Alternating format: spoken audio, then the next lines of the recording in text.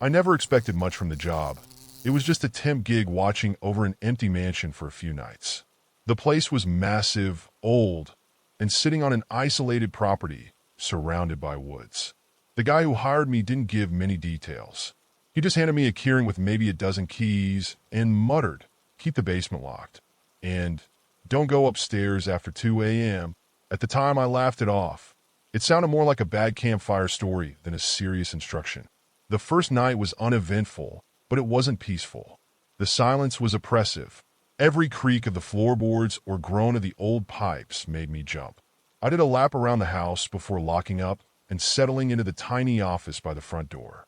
I remember thinking, why does a house this big even need security? Around midnight, I thought I heard footsteps in the hallway. But when I checked, it was empty. I chalked it up to the house settling. It was an old place, after all. By the third night, I was more on edge. The house didn't just feel empty. It felt like it was waiting. That night, I triple-checked every door and window before it got dark. Everything was locked tight. Around 2 a.m., I was sitting in the office when I heard the footsteps again. This time, heavier and more deliberate. They came from above, directly over my head. A chill ran down my spine as I realized that room was supposed to be empty. I grabbed my flashlight and went upstairs. When I reached the top of the stairs, the air felt thicker, like I was walking into a room full of smoke. Every door was shut tight, except for one at the end of the hallway.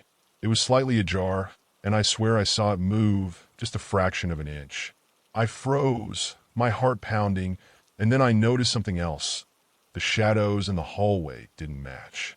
There was no light source behind me, yet one shadow stretched unnaturally long, almost touching my feet. It wasn't mine. I didn't dare open that door. I backed away slowly, keeping my eyes on it until I reached the stairs.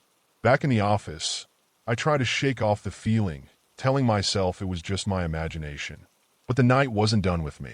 Around 3 a.m., I heard something from the dining room. It was subtle at first, like a chair scraping against the floor. I grabbed the flashlight again, convincing myself it was just the wind, or maybe an animal outside. When I stepped into the dining room, though, my blood ran cold. The chairs I'd pushed neatly under the table the night before were now arranged in a perfect circle in the middle of the room. I stood there, frozen, my flashlight trembling in my hand. The house was supposed to be locked up, but someone or something had moved them. I didn't want to stay in that room any longer. I shoved the chairs back under the table and left, closing the door behind me. But as I walked away, I swear I heard one of the chairs scrape back out again. The next day, I tried to convince myself that I was overreacting. Maybe I'd left the chairs that way and just forgotten. But things got weirder. That evening, as I was making my rounds, I noticed a glass of water on the mantel in the sitting room. It wasn't there before. No one else had been in the house. The water was still cold, condensation dripping down the sides. I stared at it for a long time, trying to make sense of it. The only thing I could think to do was pour it out in the sink. That night, the old radio in the main room turned on by itself. I was halfway up the stairs when I heard it, a faint crackling sound. When I went to check, the radio was playing a distorted melody, like an old vinyl record mixed with static. I leaned in closer, and I swear, buried under the noise, I could hear voices. They weren't clear, but they sounded like whispers. When I reached to turn the radio off, it stopped before I even touched it. The silence after was somehow worse. By the third night, I was counting down the hours until sunrise. I told myself I'd finish this shift, collect my paycheck, and never set foot in that house again. But the house wasn't going to let me off that easy. Around 2:30 a.m., the footsteps came back, heavier this time, almost deliberate, like whoever or whatever it was wanting me to hear. They started in the hallway above me, then crept toward the stairs. I sat frozen in the office, gripping the flashlight, so tight my knuckles turned white. When the footsteps stopped, I forced myself to move. I stepped into the hallway, shining the light up the staircase, half expecting to see someone standing there. Nothing, just the sound of my own shaky breaths. I told myself to go upstairs, to just check like I'd done before. But this time, when I reached the top, one of the doors was already open, a different one from before. The room was dark, but I could just make out the outline of a single chair in the center of the room, facing the window. Everything else, floor, walls, furniture, was covered in a thick layer of undisturbed dust. The chair, though, was spotless, like someone had just been sitting there. My skin crawled as I stepped closer. The air in the room felt colder, heavier, and I swear I could hear a faint sound, like breathing, slow and steady, coming from somewhere near the chair. My flashlight flickered, and for a split second, I thought I saw a shadow move across the far wall. I didn't wait to see more. I backed out of the room, slammed the door shut, and bolted downstairs. But the house wasn't done with me. When I reached the bottom of the stairs, I looked at the windows in the front hallway. During the day, they showed the driveway and the woods beyond it. Now the view was different. The glass was cloudy, and beyond it, I saw a landscape I didn't recognize. Barren hills under a blood-red sky. I blinked, thinking it was just my imagination, but the view stayed the same. My stomach dropped as I realized I wasn't seeing outside. Whatever I was looking at, it wasn't here. I wanted to leave right then and there, but my body wouldn't move. It was like the house had rooted me in place. My eyes stayed fixed on that window, that unnatural view, until I forced myself to turn away. I stumbled back into the office, slamming the door behind me, and tried to collect my thoughts. My mind raced. Was I hallucinating? Was the house messing with me? My hand shook as I reached for my phone, but there was no signal. Even the landline on the desk was dead, though it had worked the day before. I thought about just sitting there until sunrise, not moving a muscle, but something wouldn't let me. It was the sound, a low, rhythmic creaking coming from the hallway. I tried to tell myself it was the wind, but deep down I knew better. The sound grew louder, more deliberate, like someone was dragging something heavy across the floor. The flashlight felt useless in my hand. I opened the office door, just a crack, and peeked out. At first I saw nothing, but then there it was.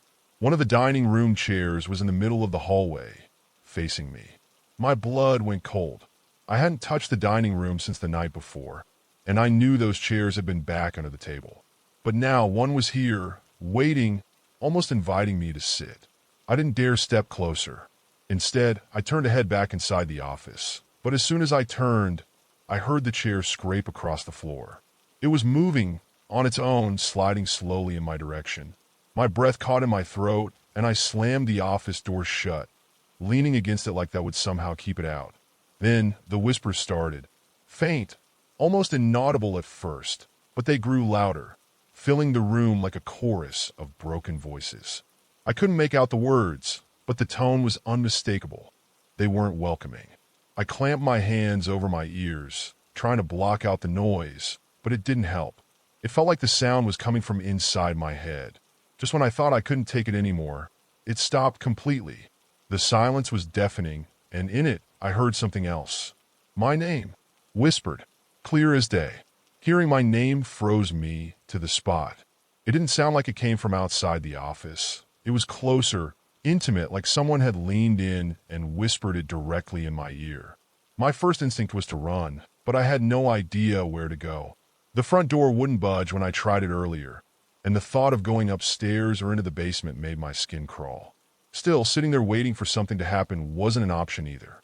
I needed to do something. That's when I remembered the locked cabinet in the upstairs study. On the first night, I'd found it by accident while making my rounds. It was old, solid wood, and had been tightly secured with a rusty padlock. At the time, I'd assumed it was just storage. Now, though, I wondered if it held answers, something to explain what the hell was happening in this place. I grabbed the keyring and started flipping through the keys, my hands trembling as the whispers started again, faint but insistent, like they were trying to talk me out of it. I don't know how I made it up those stairs, but when I reached the study, the door was already open. The air inside was stifling, thick with dust and something else I couldn't name.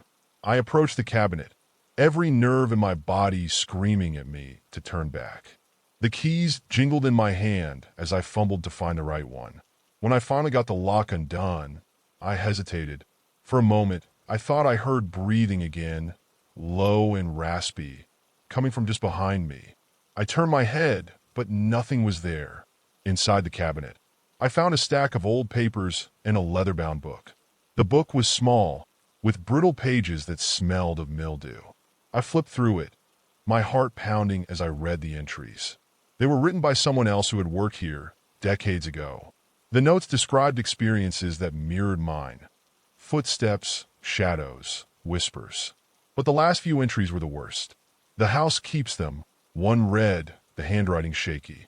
It learns your name. When it calls you, it's already too late.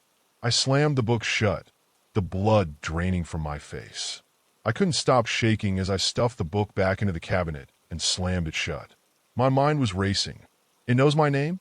What the hell does that even mean? I kept telling myself it was just paranoia, but deep down, I knew the book wasn't lying. The things I'd seen, the sounds I'd heard, this place wasn't normal. And now, it felt like the house was breathing, alive, and watching me. I turned to leave, but that's when I noticed it. The door to the study wasn't open anymore. It was shut.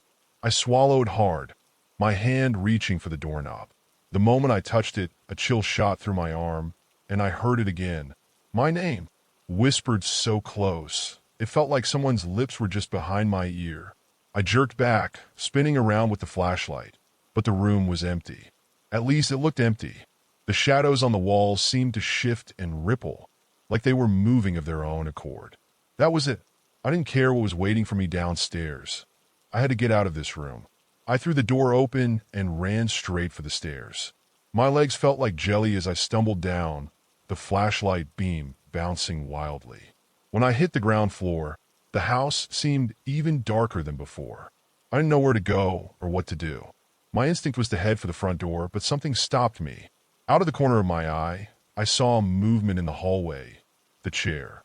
It was back, and it wasn't alone. The other chairs from the dining room were lined up behind it, forming a path toward the basement door. The door itself was slightly open, just enough for a sliver of blackness to peek through. I froze, unable to decide whether to run for the front door or follow the chairs. That's when the whispers came back, louder this time. They weren't just random murmurs anymore. They were chanting something, my name repeated over and over, growing more urgent. Against every ounce of common sense I had left, I found myself stepping toward the basement. My feet moved on their own, like the house was pulling me in. The basement door creaked as I pushed it open, revealing a steep, narrow staircase that descended into pure darkness. The air coming from below was damp and cold, with a faint metallic smell that turned my stomach. I didn't want to go down there, but the whispers didn't leave me a choice. They grew louder, echoing in my head, until I couldn't tell if they were real or just my own thoughts breaking apart. My flashlight flickered as I took the first step, the beam barely cutting through the thick blackness below. Each step down felt heavier, like the house was pressing down on me, weighing me into the floor. At the bottom, I found what looked like an old storage room. The walls were lined with shelves cluttered with forgotten objects, dusty books, cracked picture frames, even toys. But what caught my attention was the table in the center of the room. It was covered in personal items, wallets, watches, even shoes, all arranged neatly like a macabre display. My stomach dropped as I realized they belonged to the people who'd worked here before me. None of them had left. I couldn't breathe. My mind screamed at me to run, but my body wouldn't move. That's when I noticed the journal at the edge of the table, its leather cover cracked and worn. With trembling hands, I opened it to the first page. The entries were old, written in faded ink by different people over the years. Some wrote about strange sounds, others about shadows that seemed alive. But the last entry hit me like a punch to the chest. Once you hear your name, you belong to it. The pen had pressed so hard into the page it nearly tore the paper. I dropped the journal, the sound of it hitting the floor echoing unnaturally loud in the tiny space. The whispers came back, surrounding me, louder and more urgent.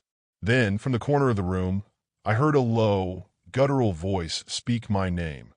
Not a whisper this time, but a clear, rasping command. I turned, my flashlight trembling in my hand, and saw it, a figure standing just beyond the edge of the light. Its face was hidden, but its shadow stretched unnaturally long, reaching toward me like it was alive. I stumbled backward, my flashlight flickering as the figure stepped closer. Its shadow seemed to move faster than its body, stretching across the room until it nearly touched my feet. The whispers in my head became deafening, overlapping with that low, guttural voice repeating my name. I turned to run, but the basement stairs weren't there anymore, just a solid, cold wall where the way out should have been. Panic surged through me. I spun back around, but the figure was gone. Instead, I saw my own shadow on the wall, but it wasn't following me. It moved on its own, twisting unnaturally, its edges writhing like smoke. Then it started walking toward the center of the room, toward the table. My legs felt like they were sinking into the floor, too heavy to lift. All I could do was watch as my shadow stood in front of the table, reached down, and picked something up. I don't know how to explain it, but I felt it like a part of me had been torn away. The shadow turned to face me, and though it had no eyes, I knew it was watching me. When I woke up, it was morning, and I was sitting at the dining room table. Everything seemed normal, too normal. The chairs were back in their places, the house was silent, and the front door was wide open, sunlight streaming in. My flashlight and the journal were gone, but when I checked my pocket, I found a single item, a rusty key I didn't recognize. I didn't wait to figure out what it unlocked.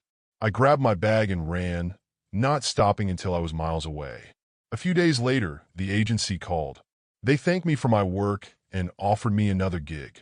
I told them I was done, but before I hung up, the guy on the other end said something that still chills me to the bone. "You already know the rules," he said, his voice calm, almost amused. I never told them about the rules. I haven't gone back, but sometimes at night, I still hear whispers. And every now and then, I catch my shadow moving when I'm standing still.